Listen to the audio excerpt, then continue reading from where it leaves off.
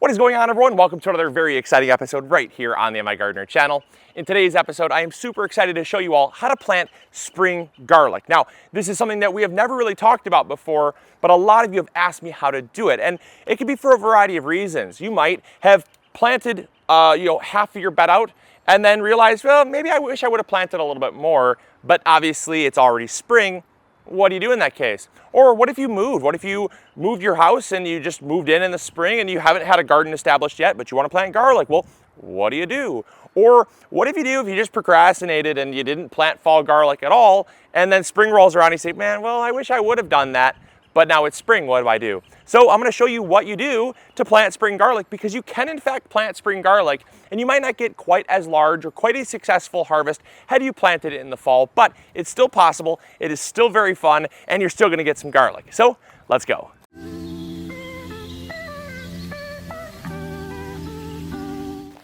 All right, so the first thing we did to prepare the soil to planting spring garlic is we actually double dug the soil. Now, this is a step that normally I would not do in the garden because we practice no-till gardening. That's basically the act of applying compost and essentially just letting the compost soften the soil over time using the help of things like worms to come up and kind of naturally rototill the soil. However, in super early spring, a lot of those worms are not as active, and some of the soil might still be fairly compacted from winter, from the snow, the weight of the snow pressing down on the soil. So all I did was I kind of went against my traditional gardening techniques and I double dug the soil to really make sure that it's nice and loose. That is super important, and I would say for planting spring garlic, it's one of the most important steps, because that slight compaction in the soil is pressure that's going to be pushing in on the bulb and preventing it from expanding. And obviously, if you're growing a bulb, the larger the bulb, the bigger the harvest. And so we really want to focus on having super loose soil.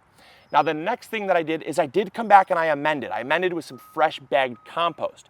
The reason why I did that is because I also want to make sure that I'm feeding the soil as well as kind of preventing the soil from recompacting. I'm actually helping it to kind of stay loose and fluffy, so all the work that I just did to loosen it doesn't go in vain. So I added that fresh compost on top.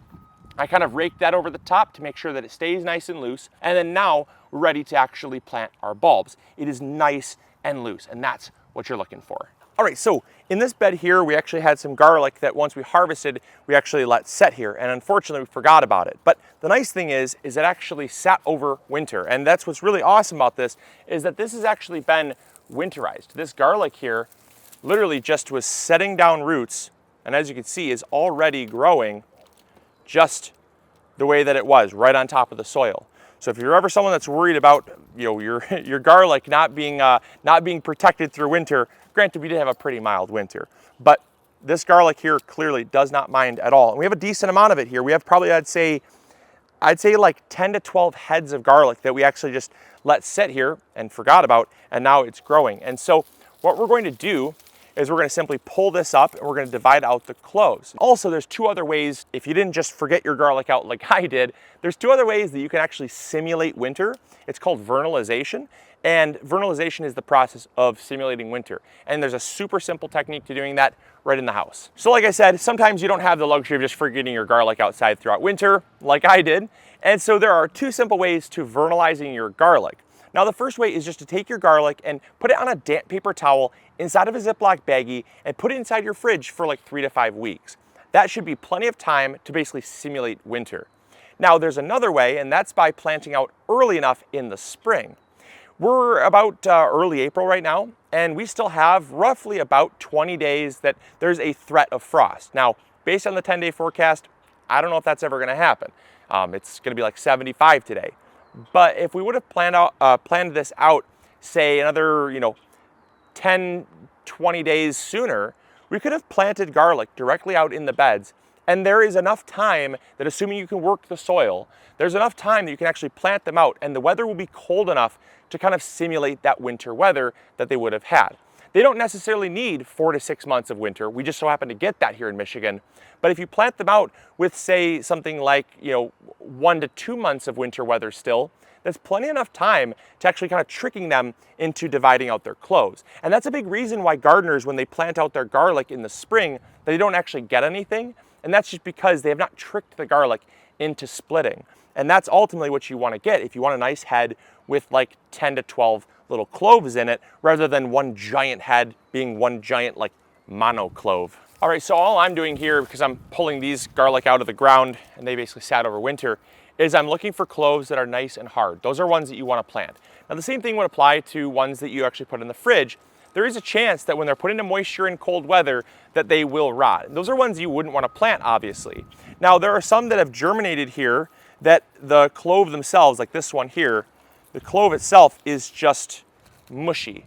Now you'd not want to plant that either, because that's actually not going to divide and actually multiply. It's just going to grow a top, and that top will end up just kind of growing a big monobulb itself. You want a nice firm clove like this right here.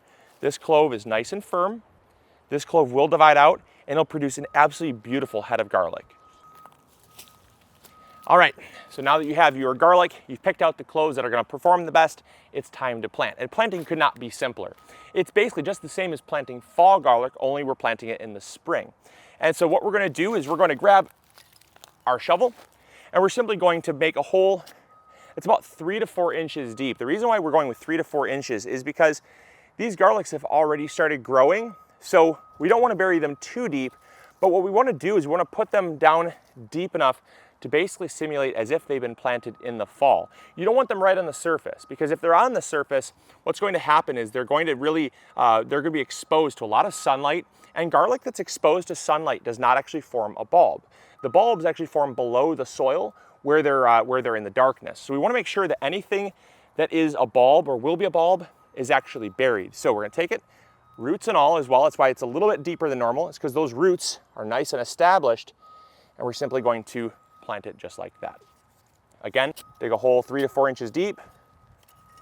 We're going to take our clove here, separate out the ones we want, get those nice, beautiful, wiry roots, plant it, and you're going to have some tops. It's totally okay to have those tops exposed.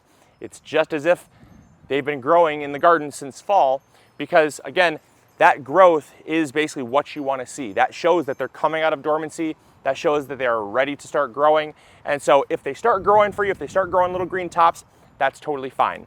Get them in the garden. So once you get your garlic planted, next will come to fertilizing. Now it's really important to fertilize spring garlic because, as you can tell, these are already starting to grow. They're forming lots of new green growth. Where does that growth come from? Well, it comes from nutrients and energy found in the clove itself. Because garlic is a bulb, the energy store is actually stored in the bulb. But once that energy is exhausted, there's nothing else for that plant to grow with. So it's really important that we supplement with some fertilizer. Now what we're going to follow up with is we're going to use Trifecta Plus. That's our fertilizer of choice. But any high nitrogen, well-balanced fertilizer that has nitrogen, phosphorus, potassium, and trace minerals is what you can go with. Now the reason why we want to have a primarily a focus on nitrogen is because of the fact we want to encourage more of this green growth. The more green growth there is, the larger the plant is going to be, and the larger the bulbs will be when we harvest them. All right, so we're just wrapping up here. I got one more row to go, and then we'll be done. But between what I planted in the fall and what I just planted now, we should have right around 200 heads of garlic, which is definitely more than I'm ever going to eat in a season, but that's good because we can actually sell the rest using today's sponsor, Farmish. Farmish is an app that connects both buyers and sellers of local agricultural-based products. Regardless if you're someone that's growing an excess of garlic in your garden, or maybe you're a market gardener and you're growing tons of produce on several acres, you can sell that produce on Farmish. Or if you're someone like me that loves to check out farmers markets and get locally grown produce, you can also find the people that are growing that local produce on Farmish as well. I love the fact that Farmish is not only a global app, but it has a local perspective to connect people in their area to the food that's being grown. And I love that. If you're someone that is simply growing, say, some garlic, you can list that for free on the Farmish app. Up to 3 products can be listed. But if you want to go more than 3 and you want to make it a business, you can do that as well by purchasing a market membership. And that is $299 a year or just $29 a month to sell your local produce. So I want to thank Farmish for sponsoring today's episode. And if you want to learn more, go check out the app over at getfarmish.com/MIgardener. And thanks so much for sponsoring this episode. And let's get back to it. All right, so once you planted your garlic, it is super important to water thoroughly. And that's because just because there's moisture in the soil does not mean there's enough moisture to keep your garlic hydrated. You see, the roots are very important to keep them hydrated, but you also have to remember that your clove itself is also an energy source that the plant is going to be using to grow, and it's also about 95% water. So if that plant starts to dehydrate, the first area it's going to pull water from is the clove itself. And that is a really bad thing if you're looking to expedite growth, get that plant growing, get it out of dormancy so it can start to actually catch up to where it should have been had you planted it in the fall. And so what we'll do is we'll water our plants about 2 times the normal amount. If I water my garden with, say, this raised bed might get about 5 gallons of water, I'm gonna water it with 10 gallons of water just to make sure there's enough water penetrating the soil to making sure that these bulbs are not going to dry out. And that's only for the first watering. That's just really to get them set in, get them established so they can get off to growing. Then once you do that, I typically will dial that back to a normal watering schedule as needed.